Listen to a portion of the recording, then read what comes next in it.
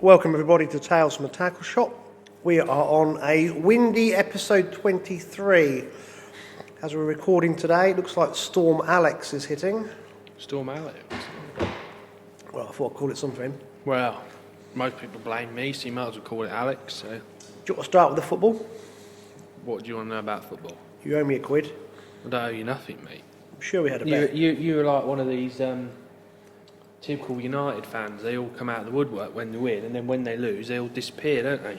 We chuck a flare at you, do you? You know, you're going to win the same as us this year, Jackie Chan. Won't you? Just to reiterate, Newcastle 0, Arsenal 2. That's a big achievement. If that's the highlight of your season, beating Newcastle 2-0 at St James's Park, then... It's the only thing I've got to talk about this week, is the football. Really? Yeah. It's all right, Arteta will get the sack after Thursday, and then we'll have it's your season. Sam Allardyce in charge. What, relegation battle? Yeah. Possibly. No, there's not a lot really to talk about this week, really. We can cover the match results and... don't know, I see you put a few things about the Ramsey... Yeah, got a few updates. Rivercare, yeah. So Ramsey Rivercare did their litter pick on the weekend. I just want to stop you, make sure we're actually recording, because, we did a good one with John Wincup, and then we nearly both cried when you said, I don't think it's been recorded, so just double check. Oh, hello. Yeah. Trying to get your own back for the football, are you? Well, you started it. Hello. So, Let's start there. So, those that haven't listened to it, we did a brilliant podcast that was published last Friday with John Wincup. Yep, we and did. What Alex is referring to is the technology let us down 2/3 of the way through. Yeah. God, yeah, treason. Because I'm so awesome, I managed to retrieve the situation by using the ropey audio off the GoPros. But we won't talk about how great I am. Oh, you're awesome. Yeah, so if anyone noticed, there was a bit of a problem with the audio 2/3 of the way through, and this is why I'm busy looking at all the red lights now, thinking, don't stop. Mine's flashing all right. So. Yeah, yours is flashing all right. Yeah, so John Wincup, that was brilliant. Wow, I've never met him before. Genuinely nice guy. Yeah, he is. He's spot on. I mean, in this area, everyone knows Winnie, so it's good to have him on. Really, I know he does listen to the podcast and that before, and he's commented a few times, and we just grabbed him while he was here, and hour and a half later or whatever it is, 2 hours. I don't know how long was it. By the time I chopped it was an hour and 23. Hour and 23. Wow. Yeah. Just talking about the old days, his old Essex days, and then obviously his decoy days when he used to fish there every week, and before hair rigs and elastics and puller bungs and method feeders were allowed. So yeah, it was good to reminisce, I suppose, really, talk about when we went to Ireland. And Alex, it's good. You need to buy us a podcast recording studio. Oh, okay. Can you hear that noise? What is that? Is that the fridge? No, that's the your electrical equipment just firing up. I'm going to go and turn it off. Hold on a minute. Yeah.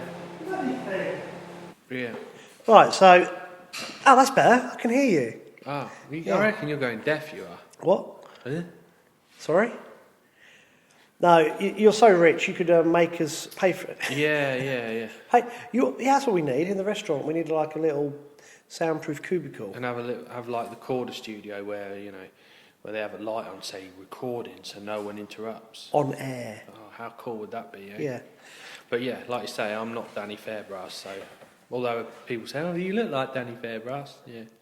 Oh, actually, yeah. If you had slightly thicker rimmed glasses. Yeah. Your nose is bigger than his. Right. Okay. Don't know. Take that as a compliment or what? I don't know really. Yeah. Good job. We can take a joke, innit? We can get a little Timmy in here making a little.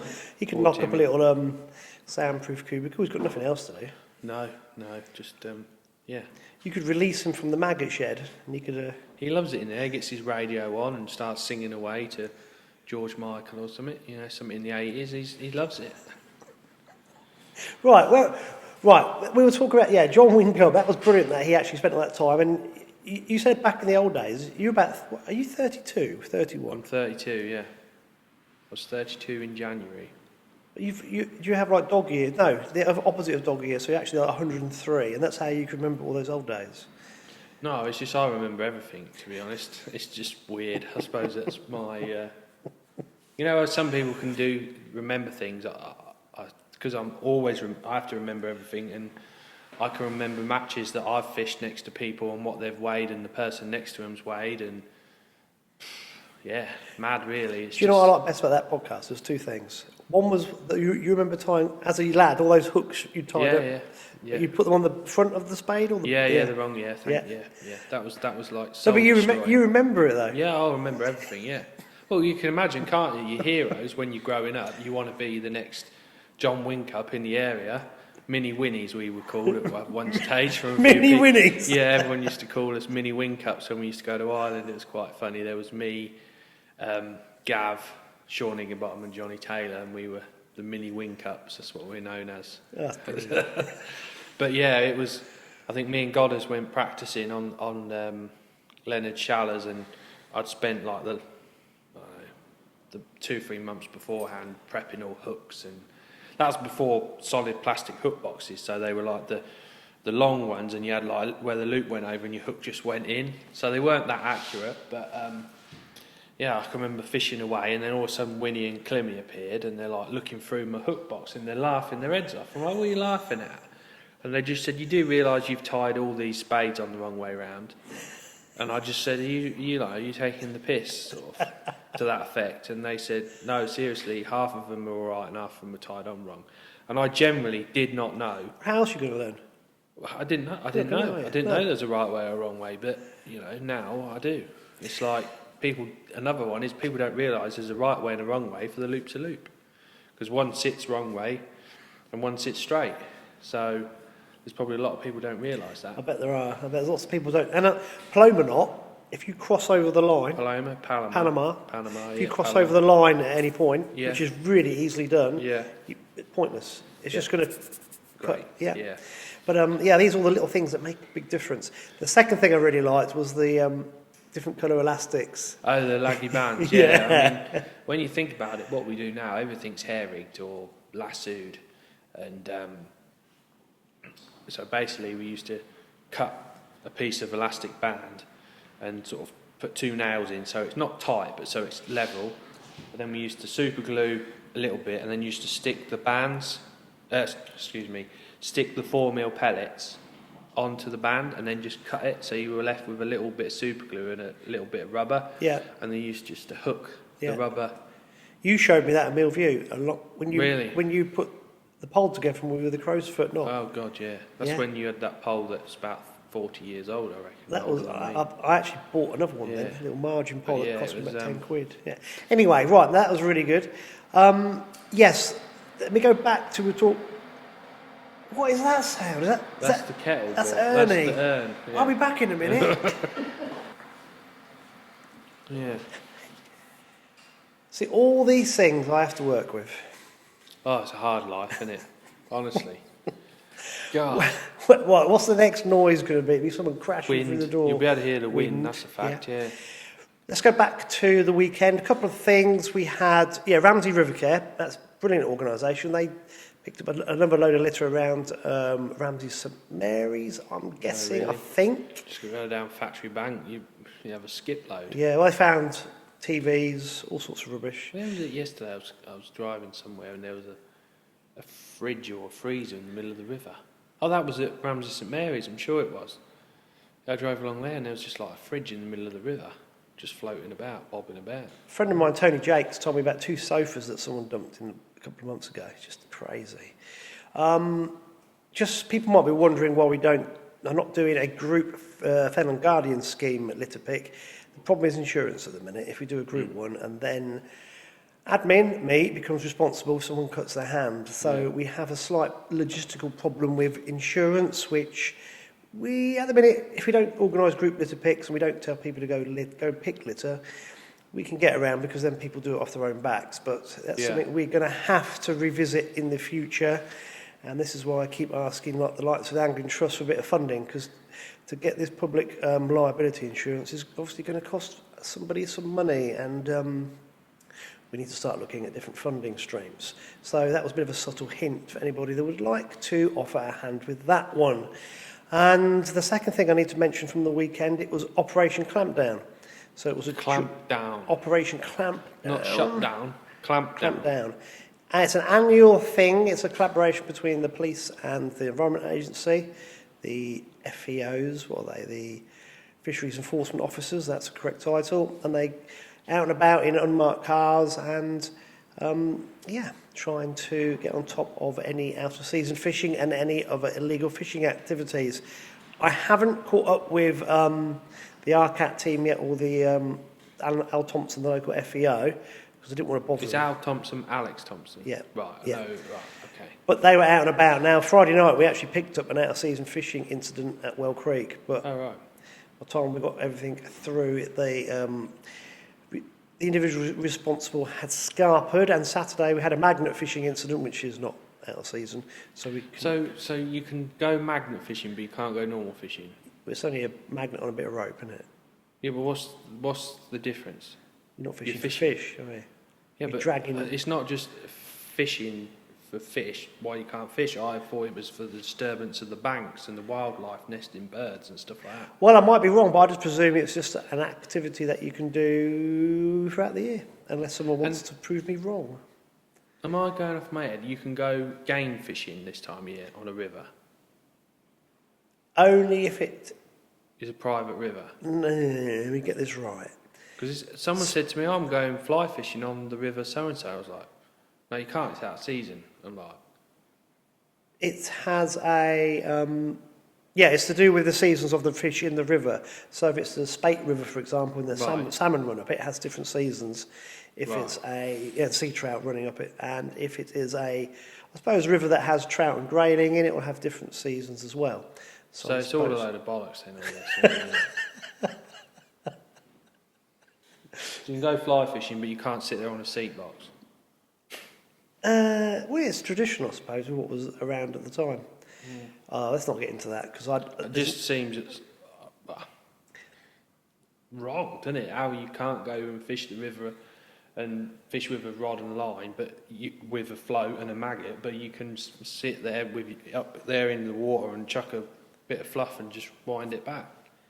Yeah, it gets complicated. The one thing I will say about the close season is I'm an advocate because, one, it gives me a break, so I stop going because I have a natural break. But two, everything needs a rest from people who drop litter, who don't think about what they're doing, and this close season, the course close season, is very easy to spot the people who are up to no good, which is a Billy bonus. Right, I tell you what, we'll come back to that at another date because that opens up a whole can of worms. What we are going to do, we're going to go through the match results on the second half of this podcast. And Alex, are you going to announce the feeder pairs again? Am I? Don't know. I can do it again, yeah. I thought you said you... I think it was more this week. We'll announce on Facebook more, so more people will see it and the dates and the format of how it's going to work. But we spoke about it last podcast, didn't we? So, Cool. Okay, so people keep an eye out for that one. When can people start entering? Whenever, just give me a call and we'll book you in. But cool. Problem is, you get a few eager people book in, and then when it comes actually nearer to it, it's like, oh, actually, I can't fish. I'm on holiday or whatever. So just hold fire a little while. And then... Well, yeah. I mean, it's not till July the 18th, I think, the first one.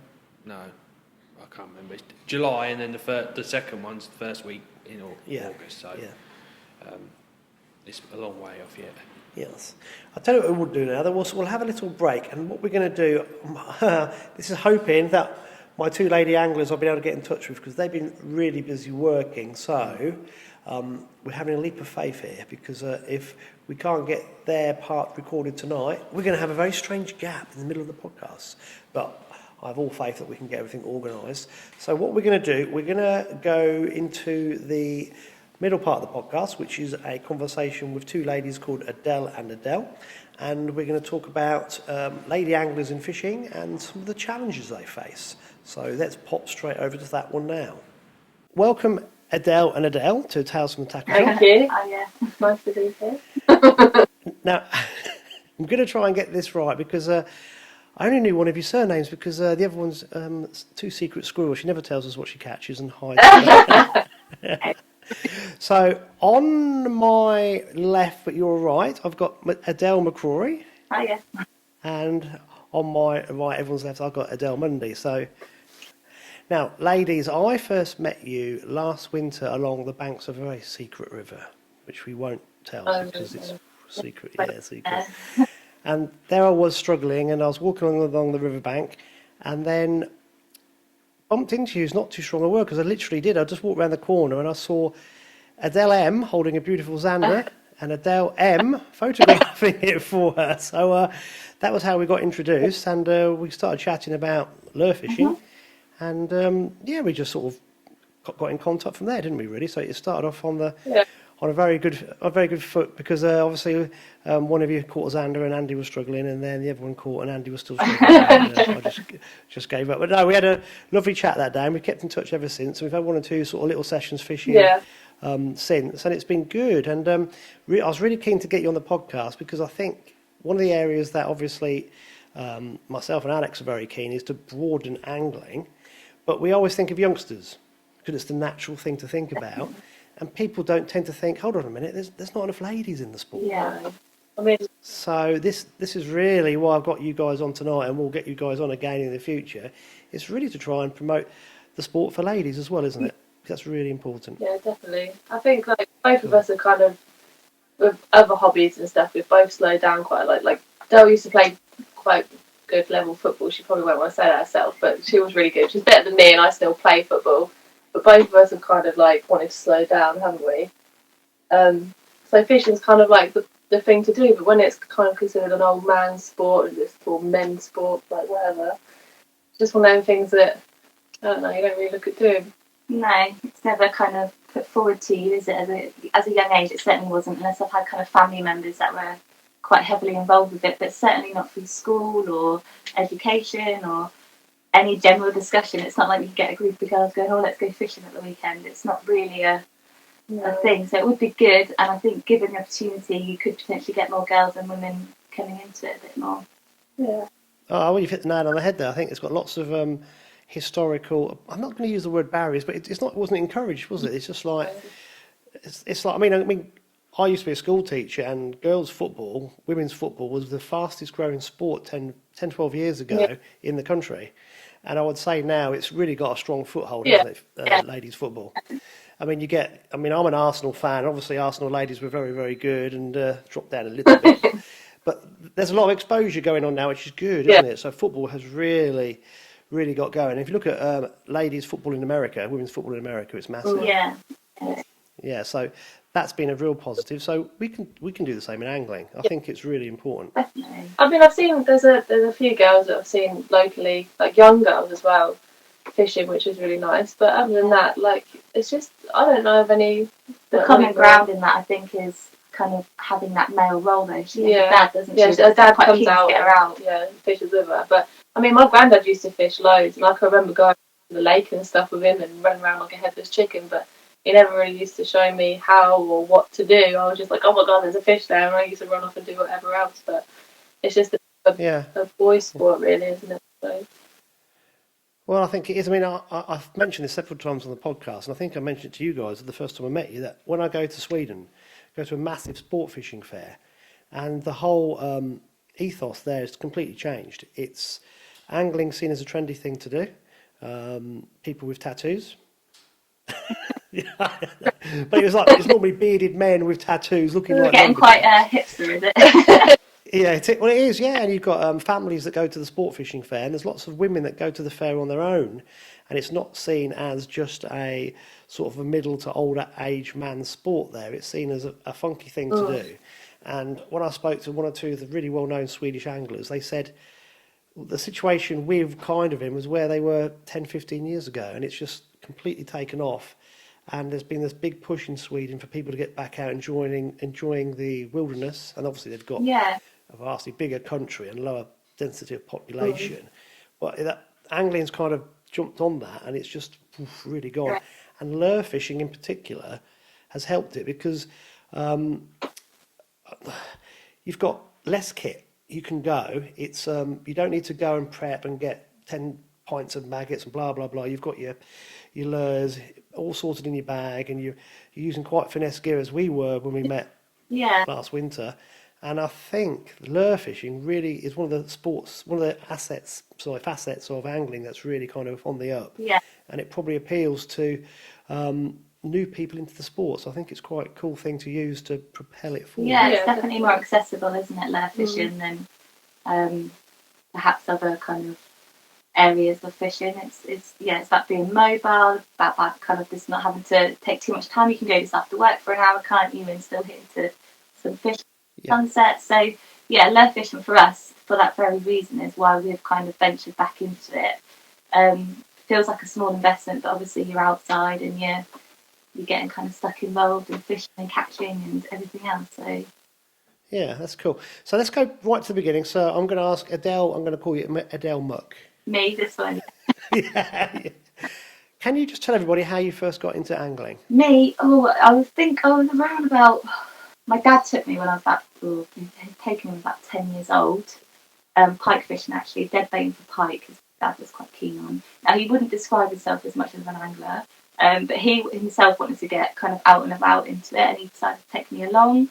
I think by that age I'd already formed quite an idea that I could kind of do whatever sport I wanted to do, whether it was a kind of female-led or male-led, so I was playing football by that point anyway. And then, we used to go chub fishing together, and it kind of stopped when I was around 12, 13. And my uncle was quite heavily involved in carp fishing, and that's when I really kind of took a shift into kind of understanding angling and fish and everything else. So perhaps around 17, 18 is when I first got my first, what I would have considered my real fishing setup, I guess. Cool. Because I know when I spoke to you at Christmas, you said carp fishing was the thing you got into first. It was, heavily, yeah, wasn't it really was the biggest. Yeah. My level, kind of my autonomy with fishing was with carp, definitely. Yeah. Yeah. Starting off, So you, and then moving on to kind of the more bigger pits and fragments and everything else. So that was. yeah, because you used to go to France a lot. Well, not a lot, but I don't know about. You went to France several times. Didn't Yeah, you? a couple of times. So it was good fun. It was good fun. I went with my uncle actually, and we caught some nice fish there. I got my PB there and things, as you do when you go to France. That's what the aim is, isn't it? To catch. Yeah. Yeah. So how did you get into lure fishing? How did I get into lure fishing? So, funny enough, I've got another friend called Laura and her partner Scott, and they were like, let's start fishing. And again, what's the most accessible thing? Relatively, I mean, you could, and I know a lot of anglers will say it's not cheap, but it is financially less kind of impactful, I guess, just to pick up a relatively short 6-foot drop shot rod, a tiny little reel, and grab a bag and a few drop shot weights and tiny little plastic lures and go to the bank and really get a feel for it. And then obviously your money will then dissolve thereafter. Your mind will start widening up, and you start drawing different depths then. So it was about 3 years ago, and it was Norfolk actually. It was in Norfolk where I first started lure fishing.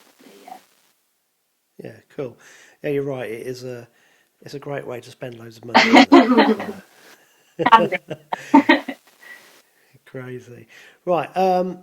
Tougher Adele, how did you get into angling? So, well, me and Dale have been together probably about 2 years now, haven't we? Yeah.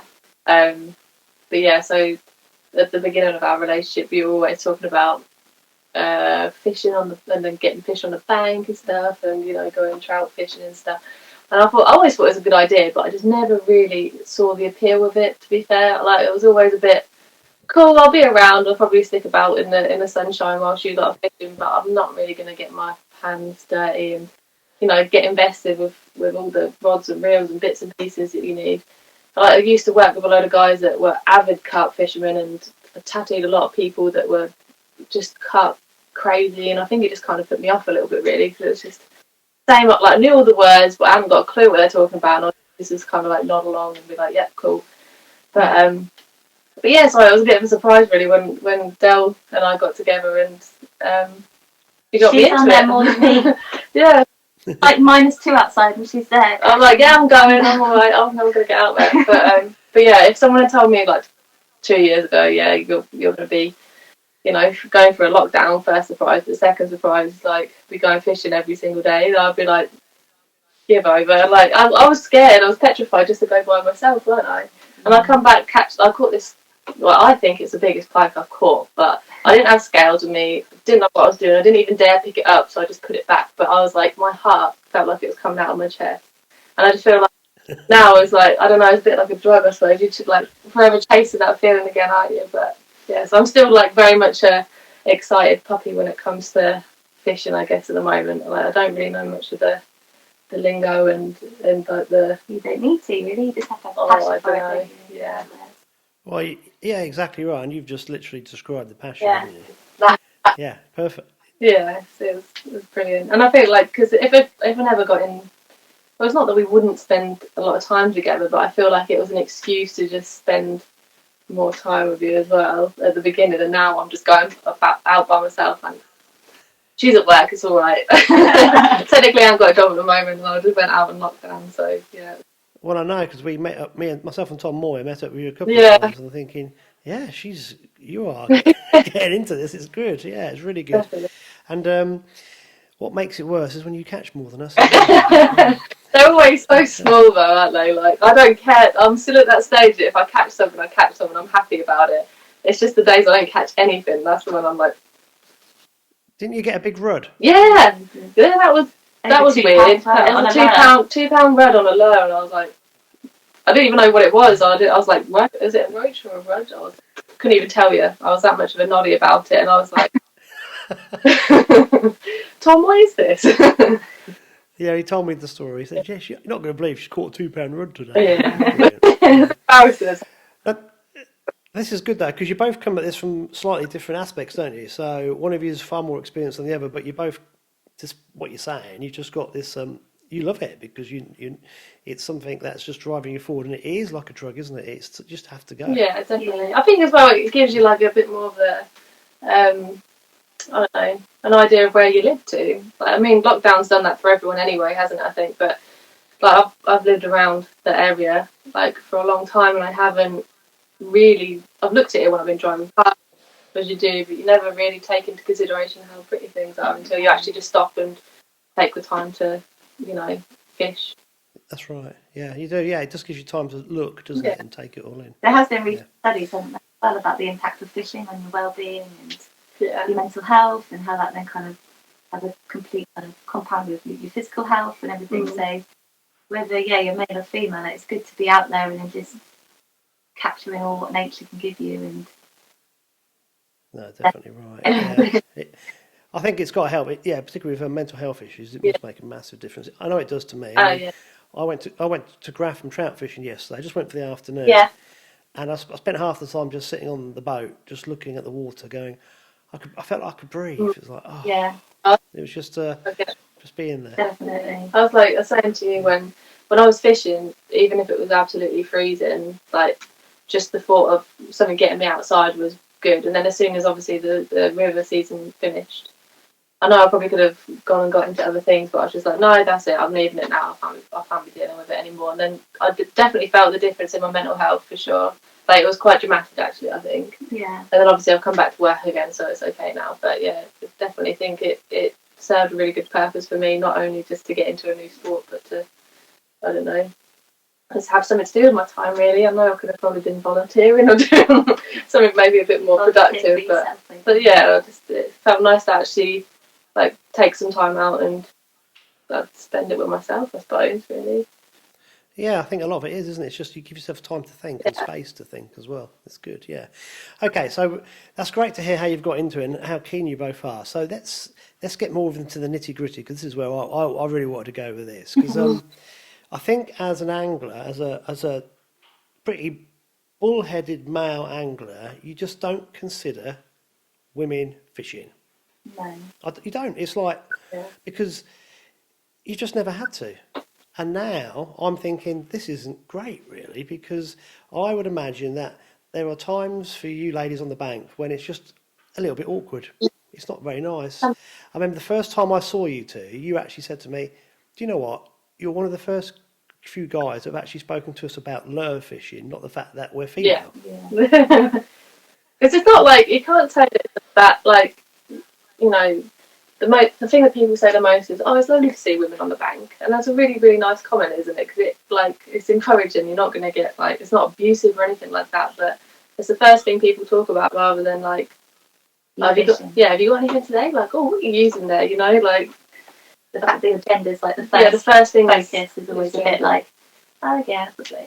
Like, it'll come in time, I think, won't it? As soon as there's obviously more people out there, more women out there, then it's not going to be the first thing people think of. But yeah, it's that's definitely that lack of presence is what's key, isn't it? Definitely.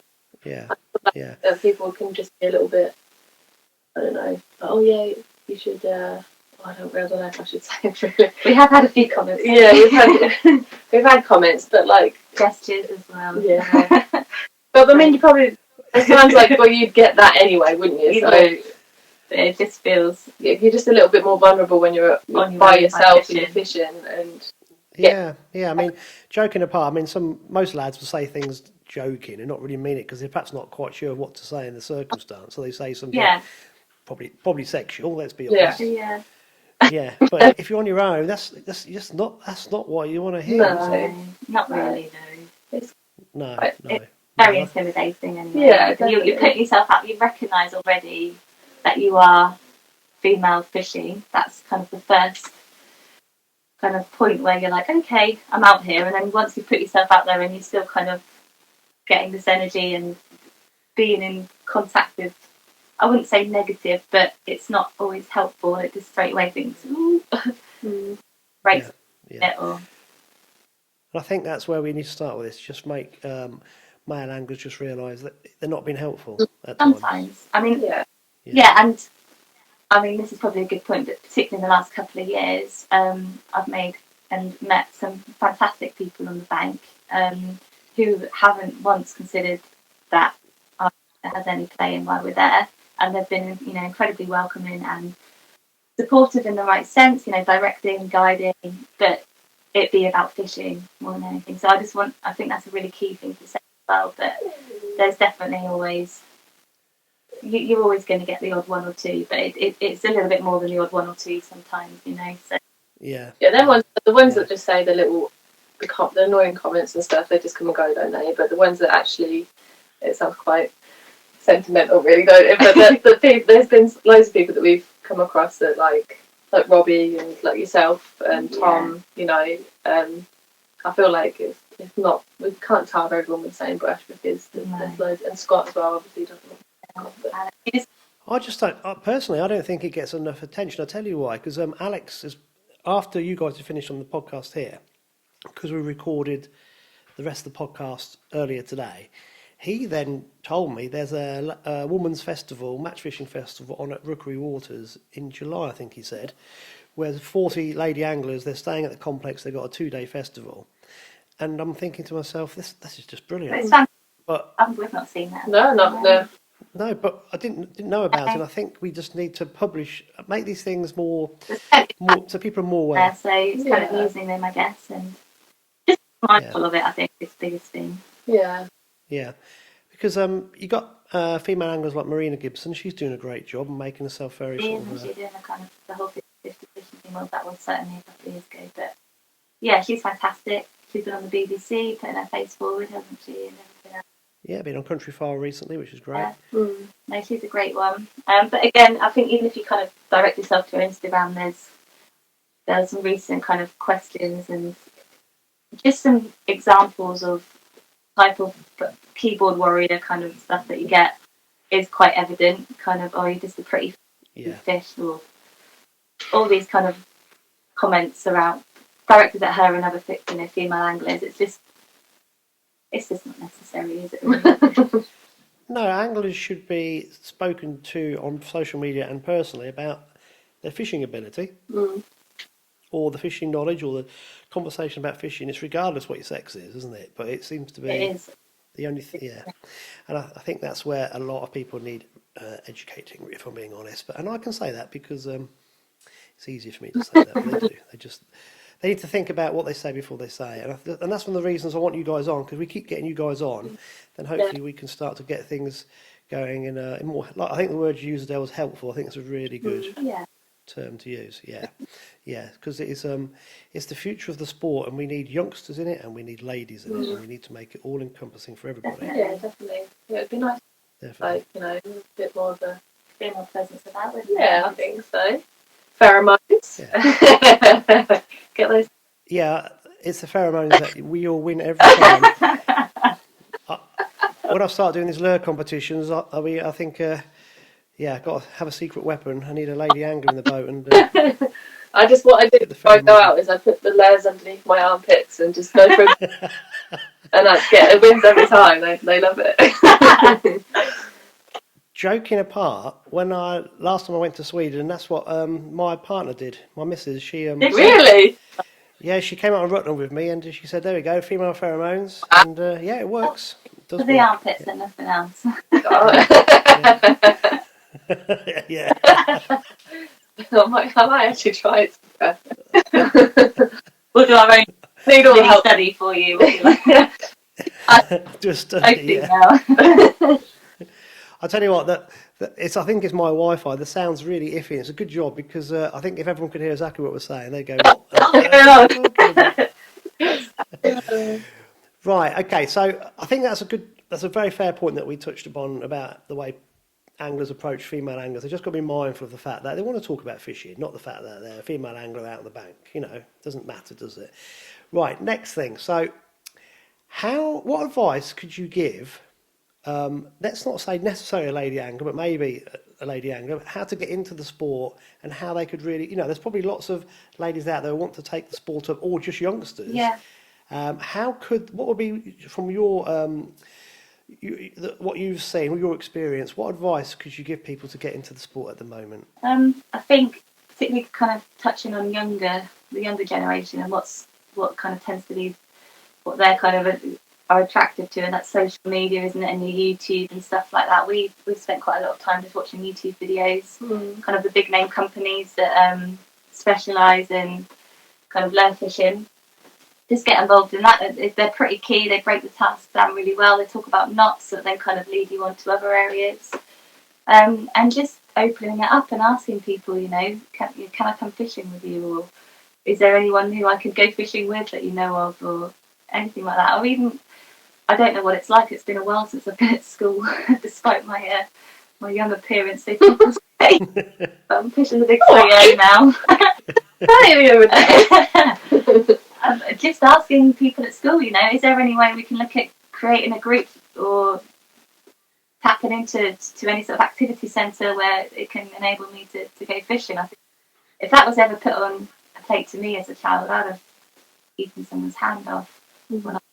Yeah. I think that's a really good point you made about two things, really. Using YouTube to learn from, because there's so much material out there now, isn't there? It's presented really well. Yeah. I found in a hole of YouTube, I was watching one video after another video after another video. I was like, wow. Yeah, you were. It was quite bad, really. No, how long I spent watching things. But yeah, I did learn loads of stuff. It was quite good. And I think it gave me the confidence in actually going out there by myself, and I don't know, I think, definitely. And I think that, another thing is just not to worry about talking to people, because obviously I'm different to Del, whereas I don't really know, I'm not scared about coming across like I don't know, but I also don't want to look like I don't care, so I don't want to seem like I'm just going out there willy-nilly and not caring about fish, and I'm not caring about what I do. I do definitely worry that lure fishing is definitely kind of a bigger one, is it? Because kind of handling fish is massive across any range of fishing, but you do tend to find handling pike, they've got teeth, they're scary, xanders, they've got teeth, so having someone to kind of spot with you and guide and direct is always a good place to start. But going in there with your little toolbox, with your YouTube videos, with your your little tackle and everything else, it's definitely something to consider. I think is going with someone as well. Yeah, good point. Well, you've made, again, the YouTube is great, and that's how I certainly learnt, because when I was a nipper, it wasn't my dad who took me because he wasn't a fisherman either. We both went with older men, Yeah. men again, but we went with his old school colleagues who had been fishing for a million years, and that's how me and Dad learnt at the same time. So yeah, People, I suppose. Like, I think I've learnt more talking to people than I actually have on YouTube, but it's nice to get a general idea. Yeah. yeah. No, that's great advice. So yeah, that's really, really good. Now let's go back to women in particular. If you got a lady angler or a prospective lady angler out there, what advice would you give her trying to get into the sport? Because she might want to give it a go, but then think, like you've just said, I'm out there on my own. Yeah. To start off with, what advice would you give someone like that? Just to let your barriers down. It's okay to feel vulnerable and just go, and you'll be surprised actually how welcoming people can be, and maybe just a tiny bit of resilience for the small minority that might not be, and just not to be afraid to make mistakes, because I think often you feel routinized anyway by being there, but maybe having that layer of, oh, you know how it is, I don't throw a ball like a girl, or all these kind of comments, they're kind of embedded, ingrained into you from a young age, so that can perhaps be a tiny little barrier when you're standing there thinking, I can't do this, but you definitely can. I say it's just fishing, it's a definite skill, but it's just something you're going to learn, regardless of whether you're a man or a woman. You're going to learn about it, and you're probably going to enjoy it. So just go for it. That's what I would say. Yeah, that's because obviously being an ex-PE teacher, what you said about you don't throw the ball like a girl, that is. I remember this when I used to teach cricket. Yeah. Breaking down the skills. Yeah, it's a really people don't consider what they say and how it could actually have a big impact on someone else growing up. Yeah, and it goes wider, doesn't it, than just fishing. Just any sort of activity where. So I'd often just playing football. I was told I should have been born a boy, and I was like, well, no, I just want to play football, or I want to go. And you've got a talent for it. Yeah, I just want to go fishing, or I just want to do something different. Like, we often spend our weekends carving up wood and pretending that we're doing a bit of bushcraft. Like, you'd never consider doing that, but we're lucky because we've built a bit of resilience and to just not care. But I do like to think that things have definitely taken a shift as time has gone on. But yeah, language, and being mindful of what you're saying is definitely the biggest thing for me. Language is so powerful, isn't it? And people have got to be, they might think it's funny, but they've got to think the impact they're having on the other person with something they're saying that's a throwaway comment. Yeah. And you often, even by considering that as snowflake's quite a big word, isn't it? That's been thrown around, but there is a reason why people can sometimes say, actually, there's just a little line there. Just be mindful. Just think about what. I think it's different if you know someone well. You can have a bit of banter, can't you? It's all in context, isn't it? Yeah, it is all in context. Yeah, you're right. Yeah. I had a whole raft of questions in my head, and because I'm getting old, it's gone. Completely gone. I'll tell you what I was going to say, and it's something I haven't run past you two, and I'm going to put you on the spot here, and I do apologise. But if I'm thinking with my child protection hat on here, like being the old teacher, I'm thinking if we get youngsters, particularly ladies or women who get in touch and they have got lack of confidence, would it be all right if I just put them in contact with you? Yeah, definitely. You could, like via just Instagram and just having a chat like that, and because I think it'd be really good to get a network going, to get the confidence going that people want to get into the sport, and like you said, going out on their own, it's difficult, isn't it? It must be. I've never considered this because I've done it since I was a toddler. Yeah. But it must be quite daunting at times, particularly in the winter. Yeah, without a doubt. And mindful of cars breaking down and slippery banks and blah blah blah. You just. And I honestly don't consider it, but that's because I'm just go headlong into things. But it is quite a worry for people, and it would put people off, particularly complete novices to the sport. Yeah. And if we had this kind of network of people that could help, that's what I was thinking off the top of my head. Yeah, it would be. So as we get going with different issues, we can plug in perhaps different people that could help with different facets. Yeah, that would be really quite good. Yeah, we have a couple of friends that are like, oh, can we go fishing with you and stuff, and then. We've managed to get in touch with really good kind of female anglers, and they're really welcoming. So it's kind of like domino effect. isn't it? You just it creates, like you say, that big old network that you need, and a bit of a safe place sometimes. Oh, sorry. I thought I could hear the dog a few minutes ago. Hearing whinging. I was like, right, shut up, Marvin. Because what we don't want to do is have a barrier so it's just men and just women, because that doesn't help at all. But I think to get things going a bit more open, it's good to have the connections. But then once it gets totally going, we don't want that division at all. You don't want the divide at all. And like I say, a lot of my experience with lure fishing, there hasn't been a divide at all. It's just there's some room for growth, and it's good to talk about it, I guess, and just. It is, yeah. Because let's do it. There's one more final thing that I want to really talk to you about. You showed me a bit of packaging earlier. Yeah, I know. And I didn't consider it at all. No. I told you we won't name the company. No. But you just sent me a picture of the back of a lure packet, didn't you? Yeah. And the language was just for the male angler. Yeah. With his. That you'd say, one that you would think that might be a bit more mindful of the language that they use. But yeah, just talking about how the finesse is for his presentation. There was no neutral pronoun, or just the thought that this could be beyond a man fishing, or whether they just think females don't have any finesse in their fishing. Either way, it's no finesse, just pheromones. That's right. I mean, this is a serious point, because I would never have considered it before you sent me that picture. No.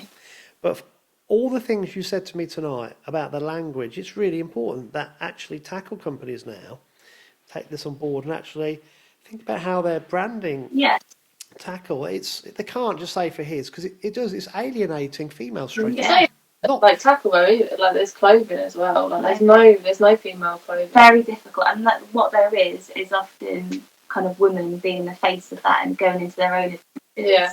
But yeah, clothing in itself. God, getting those waders, they're the most ill-fitting things in the world. But it's fine, you know. We look like Michelin man. We just look like we're Michelin men fishing now. It's fine. No, it's all right. We're warm. That's fine. Which is fine. They're functional, but you know, yeah, just lots of things. It's frustrating. It can be. Yeah. When we both tried them on, you're like, oh god. But it's not about fear. It's about it is something, you know. Your presentation and be mindful. And, and when you don't feel like, not that we don't feel confident when we're out there, but you just want to feel your best when you self, go out there. Yeah. And sometimes, and it shouldn't be about that. Again, maybe that's another area you could end up going into, but it's definitely, again, something, a complete market that I think that they're missing as well. I think you're right. I think you're definitely right. And as soon as you said that, I'm thinking, wow, if someone gets on board with this, they could corner the market. Yeah, definitely. Yeah, and to some, it's not a big deal using his. It's really not. But at the same time, we're talking about it already being quite a relatively daunting place to get yourself into, and then when you're faced with that type of language, you're then thinking, oh. But it was just unnecessary. It's unnecessarily used. Isn't it? It's not like they could just say there. It wasn't like it had to be his to make sense, or like to flow better on that packaging. It was just. But you see it a lot of packaging. Really, you just tend to kind of brush over it. You do, but it's just good to be thinking about it and maybe. Yeah, I think because you're not making a big deal of this, you're just pointing it out. And actually, I'm thinking, I bet tackle companies that have done it haven't even considered this at all. And they haven't done it on purpose, just haven't considered it. Exactly. That's most of the problem. Yeah, exactly. And but that in itself now is a problem, because what we're doing, we're alienating people from the sport, and you just need to make it so open that we encourage everybody.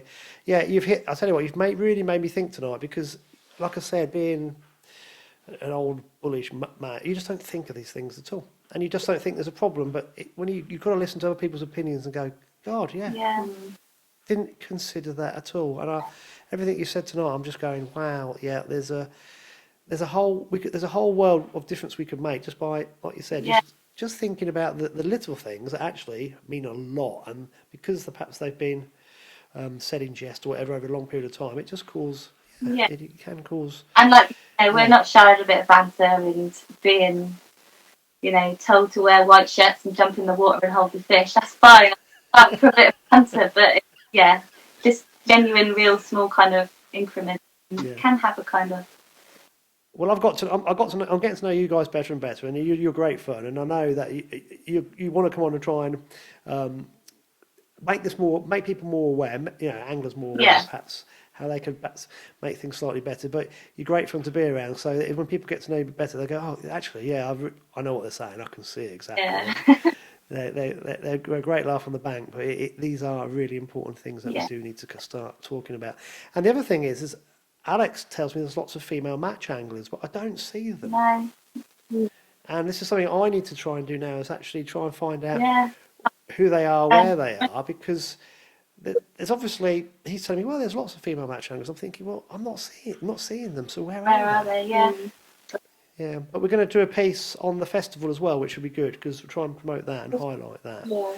That'd Yeah. be So, Yeah, but we don't know any female match anglers here. no. no. Not that time.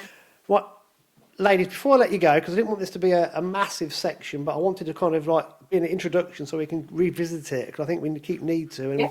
we can promote this further. Is there any sort of final piece of advice that you would like to give to anybody, really, about anything? It doesn't have to be about the issues that we touched upon. Or have we... Oh God. Yeah, but me out there straight away. I don't know. I have no idea really.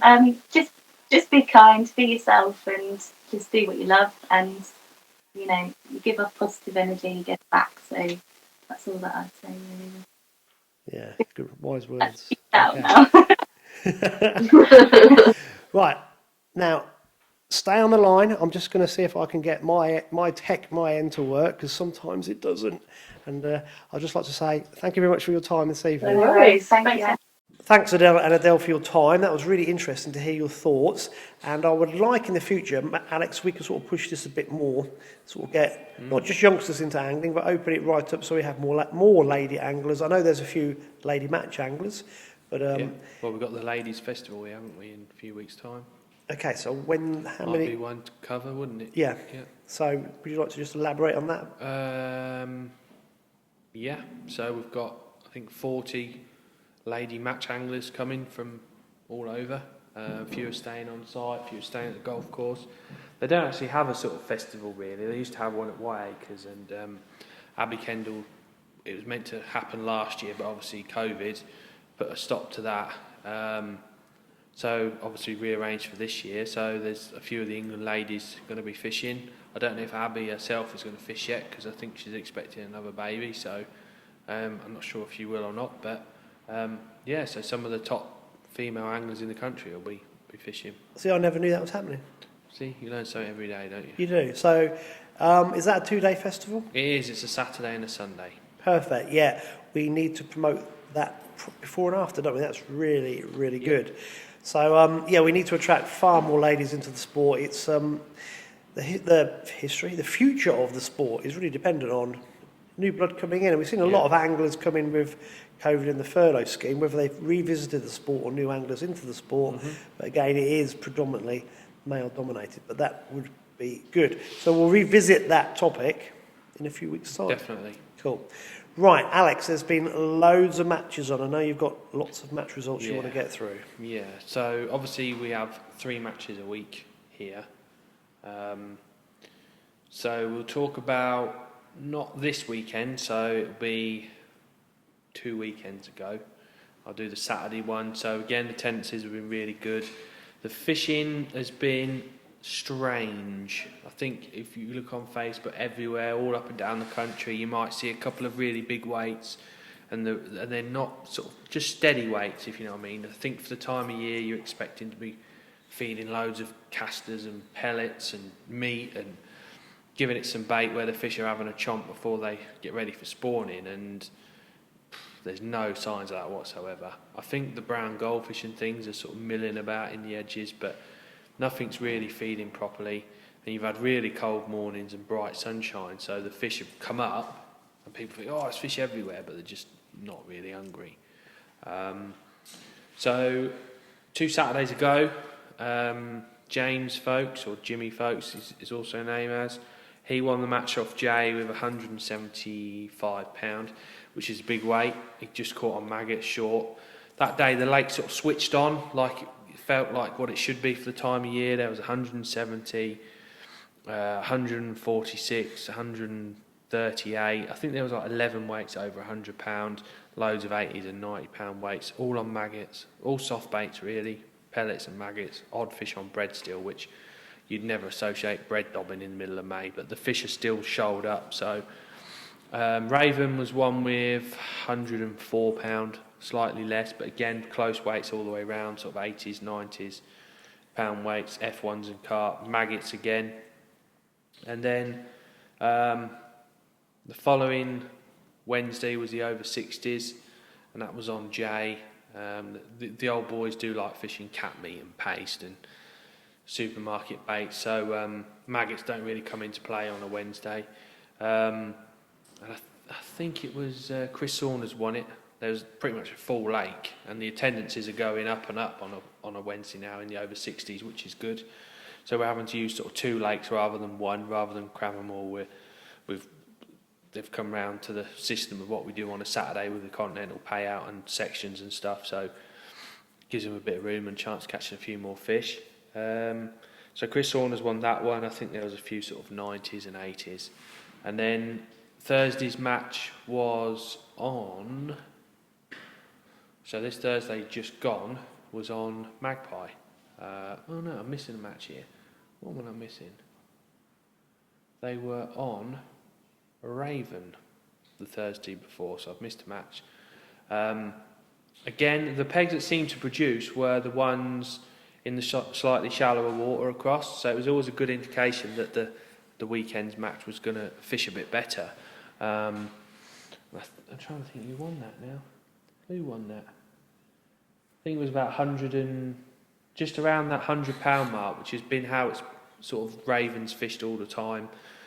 Tony Dawson was third. I think Rob Heath won it, to be honest. Was there somebody, Murdoch came second? No, that was this Thursday. Oh right, right. He wasn't second, but yeah, he won his section, I think. And then yeah, I think I've done the match before the Saturday before, so we were Alex, covered anyway. You've that's the first time ever. What's that? You've got them wrong. No, I haven't got them wrong. I've got the weights right. It's just I've got an extra match in, so a bonus for everyone, really, isn't it? And then obviously this week just gone midweek. So the Wednesday match was Crow and Raven. Match winner was Tony Watling Senior.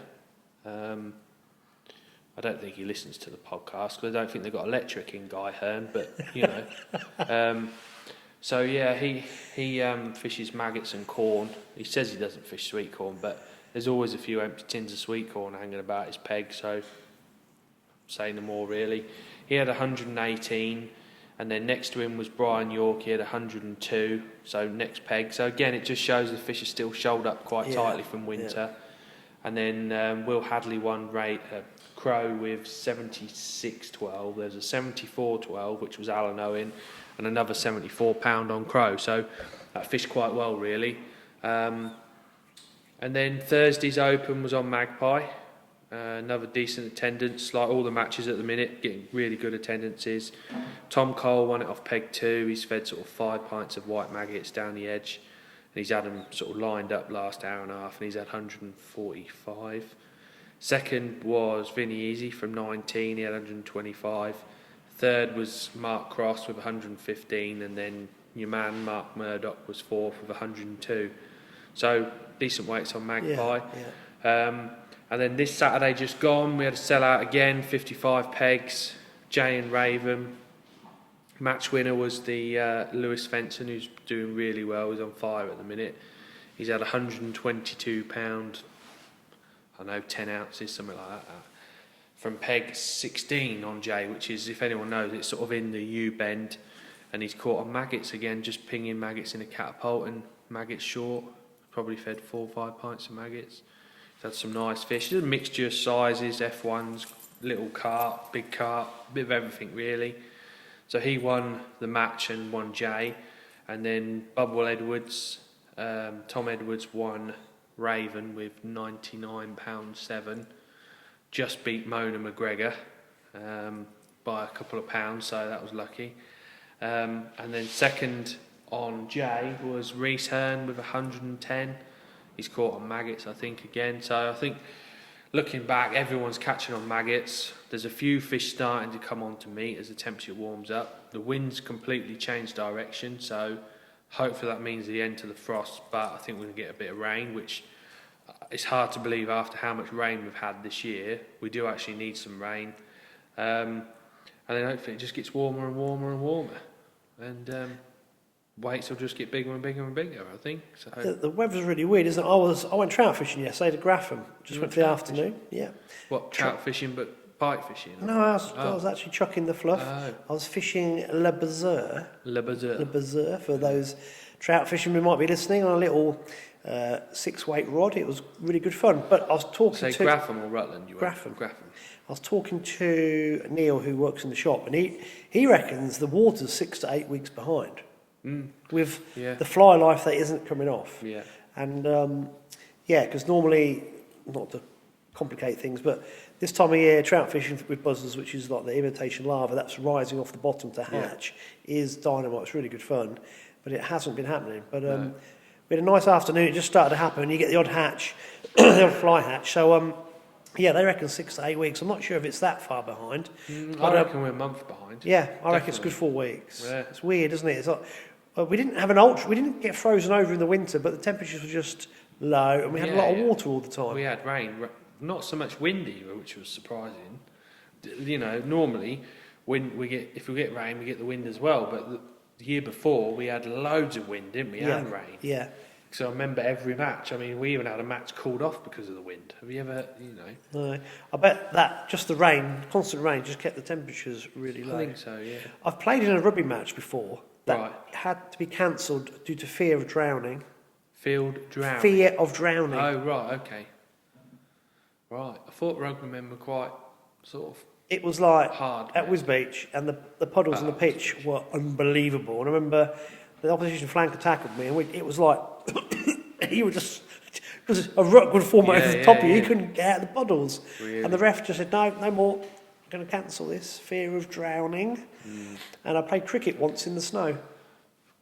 Cricket in the snow? Yeah, when I was at school. I remember trying to run in and bowl in, and my hands were so cold, and the snowflakes started to fall. Yeah, but it's weird, isn't that it? would have been early, mid-April. But this year I think the air temperatures are cold. Yesterday, mid-afternoon. Well, finally we got rid of this wind, because that easterly wind we've been having is freezing. Yeah.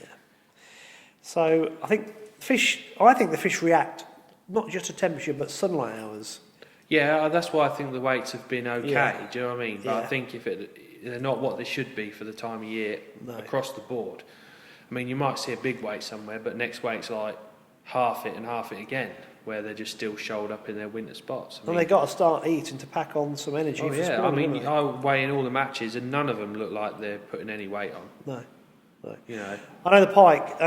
One or two people are going to disagree with me, but they're just completely wrong. All the fish are spawned in the February, March time in the drains. They hadn't. Where I was pike fishing, there was no signs of the fish spawning. It's weird because I managed to get a few hours from work yesterday on Sunday, and I went to watch the ringer baits thing at Fair Meadows. I thought I'll go and have a walk, and the weather weren't too bad yesterday, and I had a walk round, and there was considerable amount of bream on what they call the fence end pegs, and noticeably nothing anywhere else. So it was like all the bream were in these pegs, and they were all full of their spawning nodules. And were they? Yeah, they were full of them.